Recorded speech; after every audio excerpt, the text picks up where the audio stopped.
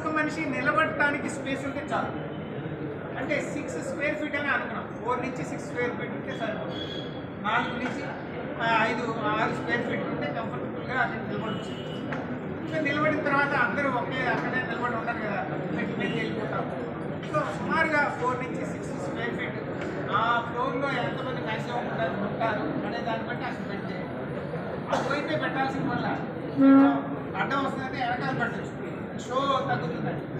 ఎటో ఒకవైపు ఖచ్చితంగా ఈ బ్రీదింగ్ బాల్కనీ పెట్టుకుంటే చాలా ఉపయోగపడుతుంది అనేటువంటి మీకు నేను మనవి చేస్తున్నాను.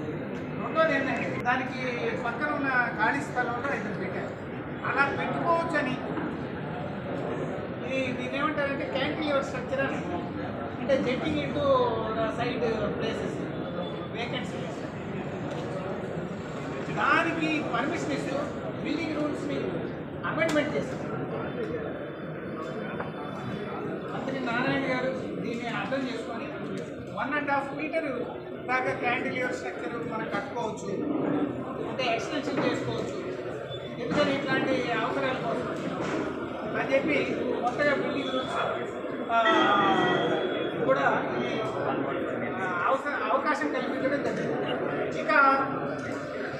ఇక దీన్ని కార్యాచరణ పూర్తిగా కంప్లీట్ చేయాలంటే ఎవరి మీద బాధ్యత ఉంది? ప్రజాస్వామ్యంలో ప్రజలే ప్రభువులనే నమ్మకం. అధికారుల మీద కాదు, ఒకరి మీద మీరు వదిలిపెట్టదు. ప్రజాస్వామ్యంలో ప్రజలే ప్రభువులు. మీకు అవగాహన ఉందనుకోండి, అరే ఈ షాపింగ్ మాల్లో సరైన రక్షణ లేదు, ఒకవేళ ఏదైనా జరిగితే బయటపడలేదు అంటే మీరు అందరూ బయటకు చేస్తారు. 10% తగ్గారనుకోండి, అరే మా బిజినెస్ అంతా పక్కకు వెళ్తుంది అని వాళ్ళు చేస్తారు. దాని తర్వాత ప్రజాస్వామ్యంలో 4 స్తంభాల్లో మన ప్రజావాణి వినిపించేటువంటి మాధ్యమాలన్నీ కూడా ఒక బలమైన స్తంభం అని నేను నమ్ముతున్నాను. అందుకే మీ ముందు ఇక్కడ మాట్లాడుతున్నాను.